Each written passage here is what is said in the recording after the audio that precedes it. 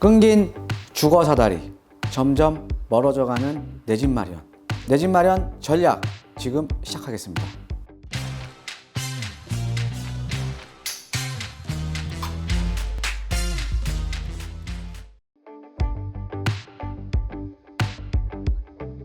예, 안녕하십니까. 드림부동산투자연구소 대표 정창래입니다. 자, 이번 시간에는요, 이제 요즘 언론에 계속 보도되고 있죠. 예, 월세. 예, 지금 월세 비율이 지금 이 임대차 시장에서 월세 비율이 지금 상당히 높아지고 있다. 그래서 지금 월세 시장이 좀 가속화되고요. 그 다음에 이제 월세 시장이 가속화되면서 사실은 우리가 보통 이제 이 주택 시장에서, 그러니까 부동산 시장에서 보통 이게 주거 사다리라고 이제 얘기를 많이 하잖아요. 예, 주거 사다리. 보통 이제 과거에 우리 베이비 부머 세대들 같은 경우에도 월세 사시다가 이제 전세 사시다가 이제 매매, 이렇게 이제 아니면은 또 우리가 이제 그 서울이나 이제 서울 외곽지에 사시다가 서울로 이제 입성하는, 어떻게 보면 더 상급지로 가는, 이렇게 이제 주거 사다리를 많이 이제 얘기를 하는데, 점점 이제 월세 시장이 점점 이제 가속화되면서 지금 주거 사다리가 지금 이제 끊어지고 있는 상황입니다. 예, 그래서 지금 이제 우리 방송 보고 계시는 우리 시청자 여러분들, 그 내 집 마련하기가 지금 상당히 힘들어졌죠. 내 집 마련하기가. 그래서 내 집 마련 전략에 대해서 좀 말씀을 드리도록 하겠습니다. 자, 한번 이제 볼게요. 예. 자, 일단 전세에서 월세 전환이 지금 이제 가속화되고 있다. 예.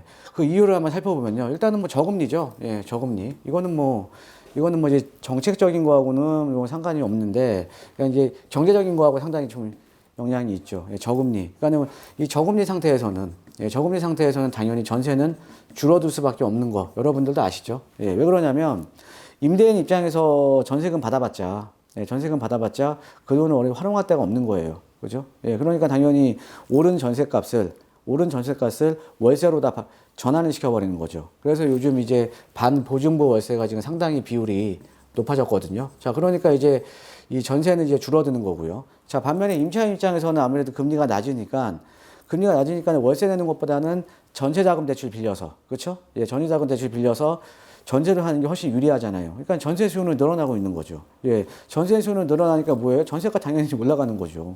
예, 전세가가. 예, 그래서 지금 이제 이 저금리, 이 전세에서 지금 월세 전환이 가속화되고 있는 이유 중에 하나의 요인은 이제 저금리로 이제 보시면 되겠고요. 자, 그 다음에 여기는 이제 다 이제 정책적인 실패입니다. 예, 정책적인 실패. 그러니까 정책을 잘 썼으면 이런 게 없었죠. 예, 그러니까 여기는 이제 정책적인 실패로 이제 보시면 되겠는데, 예. 정책적인 실패. 네. 정책적인 실패로 보시면 되겠는데, 자, 작년에 그 7월 달에 임대차법 통과되고 나서, 그러니까 임대차법이라는 게 지금 이제 전월세 갱신 청구권, 전월세 상한제, 이런 것들이 이제 통과가 되면 분명히 전세가 급등할 거다.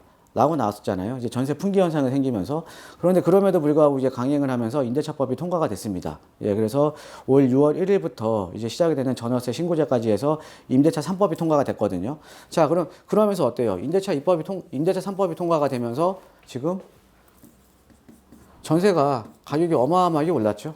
예, 전세가. 그죠? 예, 전세가 가격이 어마어마하게 올랐잖아요. 예, 전세가 이제 가격이 어마어마하게 오르다 보니까 얘도 당연히 이제 월세로 계속 전환이 되는 거죠. 그러니까 임차인들 입장에서는 전세가 너무 오르다 보니까는 전세금을 다 못 주는 거예요. 예, 그러니까 당연히 월세로 이제 돌릴 수밖에 없는 거죠. 예, 그러니까 당연히 월세 전환이 가속화되는 거죠.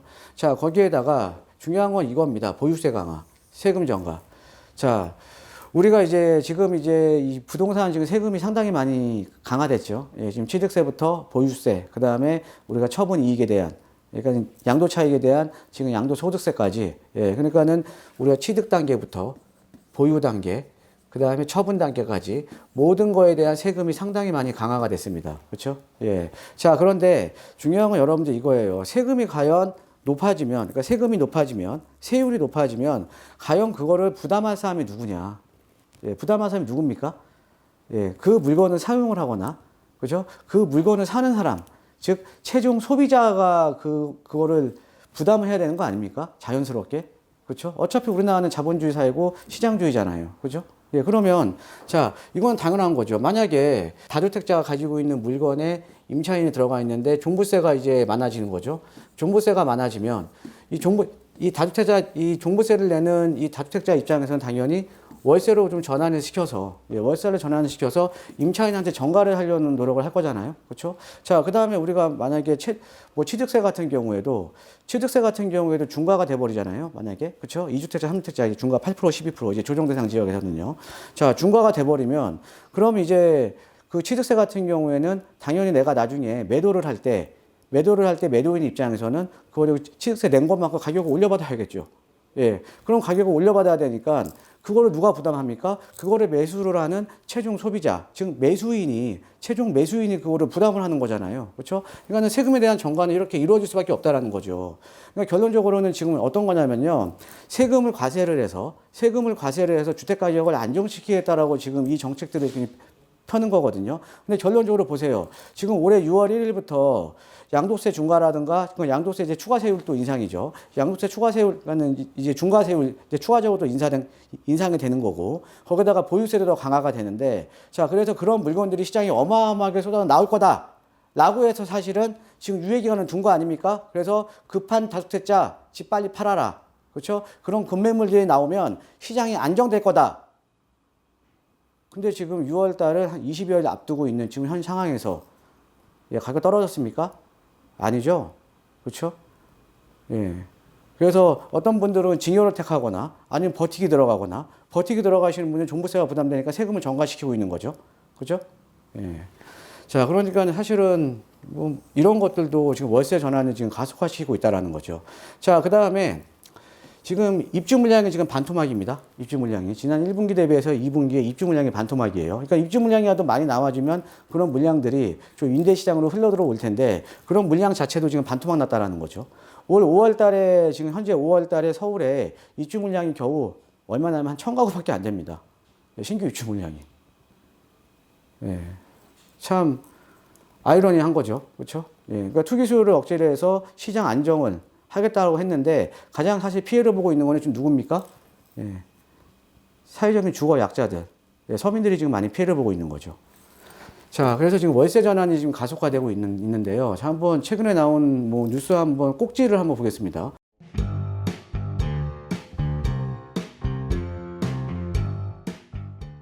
임대차법 시행 후 월세 거래량 5.8%포인트 상승. 서울의 월세가 31.3%, 전세 26.2%. 뭐 나머지 부분은 자가 점유겠죠. 예. 자, 그런데 어때요? 지금 월세 비율이 더 높아졌죠. 예. 또 서울서는 평균 6억 있어야 전세 구한다. 양극화도 심화. 예. 그다음에 4년 전 4억에서 44% 급등. 임대차법 영향. 강남북 2억 차 양극화. 예. 그럼에도 불구하고 정책 기조 고수. 그러니까 어떤 정책이라는 거는 피는 건 당연히 정책을 펴야죠. 근데 그 정책이 뭔가 문제가 있으면 이 정책을 수정을 하거나 좀 궤도를 바꿔야 되는 건데, 그죠? 예, 그렇지 않겠다라는 거죠. 예. 자, 서울 사는 집 중 10집 중에 6집 남의 집. 당연히 이제 지금 서울 같은 경우는 자가 점유율이 한 40% 정도 이제 보시면 됩니다. 예, 그리고 남의 집인데 보증부 월세 비율이 전월세 제철. 뭐 이거랑 똑같은 내용이죠. 예. 자, 이렇게 좀 나오고 있고요. 자, 서울의 아파트 월세 거래 비중을 보면 2018년부터 19년, 20년, 21년, 지금 1분기까지 해서 계속 올라왔죠. 월세 비중. 그죠? 예. 자, 근데 이게 제가 왜 월세를 말씀을 드리냐면요. 자, 여기 다음 장 한번 볼게요. 자, 여러분들 이거를 이해를 하셔야 됩니다. 지금 우리가 지역 간에 이렇게 갈아타게 할 수 있는 어떻게 보면 주거 사다리도 지금 끊겨 있는 거죠. 왜? 대출이 안 나와 버리니까요. 그렇죠? 과거에는 우리가 대출을 받아서 어떻게 보면 상급지로 가고 이렇게 가능했는데 그거조차도 지금 이제 대출 규제 때문에 어렵잖아요. 상당히 어려워졌죠. 현금이 많지 않는 이상. 그죠? 자, 근데 중요한 거는 월세도 이제 전세 가기도 어려워진 거예요. 예. 정말 아이러니합니다. 자, 전세에서 지금 월세 전환이 지금 가속화되고 있으면서 그러면 월세로 사는 사람들이 많아지게 되죠. 그럼 월세로 사시는 분들은 뭐예요? 주거 비용이 상당히 많이 증가를 하는 겁니다. 그럼 주거 비용이 많이 증가를 한다. 내가 쓸 수 있는 가처분 소득이 줄어드는 거죠. 즉, 가처분 소득이 줄어든다. 내가 저금할 수 있는 여유가 점점 적어지는 겁니다. 돈을 모을 수 있는 게 점점 적어지는 거죠. 자, 그러면 내 집 마련이 당연히 어려워질 수밖에 없겠죠. 그렇죠? 그 다음에 전세 물량이 지금 계속 감소를 하고요. 자, 그러니까는 사람들은 지금 이제 저금을 할 수 있는 여유들이 점점 적어지는데 전세가는 지금 계속 오르고 있죠. 그렇죠? 예, 그러면은 월세에서 보통 우리가 전세로 넘어갔다가 매매로 넘어가는데 월세에서 전세로 넘어가는 주거 사다리마저. 그러니까는 전세로 가는 진입장벽마저 지금 높아지는 거죠. 그죠? 그러니까는 월세에서 전세로 가는 주거 사다리마저 지금 끊겨버리는 겁니다. 그러니까 제가 요즘 상담을 해보면 요즘 젊으신 분들 많이 오시거든요. 예, 정말로 눈물이 없습니다. 눈물겨운 분들 제가 많이 봐요. 예, 그러니까는 어떤 분들은 뭐 지금 이 얘기는 아니지만 어떤 분들은 좀 직업도 좋으시고 다 해요. 근데 지금 종잣돈이 없는 거예요. 그러니까 지금 대출을 받아서 내가 집을 살 수 있는 능력이 되는데 더 대출을 갚아 나갈 수 있는. 근데 대출만 나온다고 하면 근데 종잣돈이 없는 거예요. 내 집 마련을 계속 못 하고 있는 거죠. 그죠? 예. 자, 그러니까는 이제 점점 이제 내 집 마련을 할 수 있는 기회가 점점 멀어진다라는 거. 그래서 여러분들 어떻게 하셔야 되냐면요. 일단은 여러분 이렇게 보셔야 됩니다. 지금 자금 여력이 되는 무주택자분들 뭐 하반기까지 기다려야 되는 언제까지 기다려야 되는 이렇게 말씀하시거든요. 기다리지 마십시오. 예, 기다리지 마세요. 예. 시장을 한번 그러니까 이 언론이라든가 이런 것도 이제 많은 도움이 되지만 저희 뭐 유튜브 채널도 도움이 되실 거지만 직접 시장에 나가서 한번 느껴보십시오. 시장에 나가서 한번 느껴보세요. 예. 지금 사실은 이제 지금 상대적으로 좀 주택가격 부담, 그러니까 좀 주택가격이 낮은 지역들, 이런 지역들 같은 경우는 대출 부담이 좀 적잖아요. 그렇죠? 또 이제 현금 보유도 좀 적어도 되고요. 이런 지역들 한번 직접 가서 보세요. 지금 어떻게 되고 있나? 예, 직접 나가서 한번 보십시오. 예. 자, 그래서 자금 여력이 되는 무주택자분들은요, 지금 뭐 투자 뭐 어떤데 뭐 갭 투자 뭐 어디 이런 거 하지 마시고 투자보다는 먼저 내 집 마련이 먼저예요. 내 집 마련 먼저. 내 집 마련이 먼저 되고 나서 그 다음에 이제 투자로 쪽으로 이제 또 생각을 하셔야 되는 거죠. 예. 그러니까 내 집 마련이 먼저입니다. 내 집 마련 하셔야 되고요. 그래서 지금 기존의 재고주택 시장으로 진입을 하세요. 그러니까 시장을 지금 나가보시라니까요. 시장을 나가보십시오. 예, 그래서 기존의 재고주택 시장에 진입을 하시거나 만약에 가점이 어느 정도 좀 여유가 된다. 가점이 여유가 어느 정도 여유가 되시면 무조건 청약하셔야죠. 무조건 청약하셔야 됩니다. 무조건. 예, 무조건 청약으로 들어가셔야 돼요. 이번에 기회 놓치시면 안 됩니다. 자, 그 다음에 대출 규제 앞으로 지금 완화된다라고 계속 나오죠. 제가 이거 몇 달 전부터 계속 말씀드렸죠. 완화될 거다. 계속 몇 달 전부터 말씀드렸잖아요. 제 유튜브 채널에 한 달 전, 두 달 전, 세 달 전, 네 달 전 올라가는 거 보시면 아마 다 아시잖아요, 지금. 그죠? 그러니까 완화되기 이전에 먼저 선점하세요. 완화되면 더 올라갑니다. 저가 아파트들. 그죠? 그러니까는 대출 규제 완화, 저가 아파트 더 오릅니다. 그럼 뭐예요? 내가 조금이라도 싸게 살려면 선점해야죠. 선점. 그죠? 그러니까 기다리지 마시라니까요. 예. 그래서 자금 여력, 그러니까 집을 살 수 있는 여력이 되시는 분들은 지금 이제 움직이시는 게 좋으실 것 같고요. 자금 여력이 안 되시는 무주택자분들, 예. 저는 일단은 좀 그래도 뭐 소액이라도 시드머니는 확보하셔야죠. 그래서 내가 주택은 못 사지만 내가 실거주할 수 있는 주택은 못 사지만 그래도 포기하지 마시고요. 시드머니 어느 정도 확보하시면 소액이라도 투자하세요. 해놓으세요. 소액이라도. 예, 소액이라도 투자 쪽으로 가셔야죠.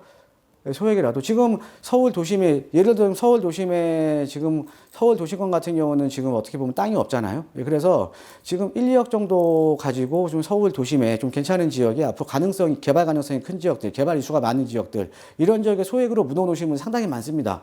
그런 상담도 지금 상당히 많고요. 그럼 그렇게 움직이셔야죠. 내가 1, 2억 있다고 해서 이거를 1억 갖고는 뭐 대출도 안 나오니까 지금 못 사 이렇게 생각하시면 안 됩니다.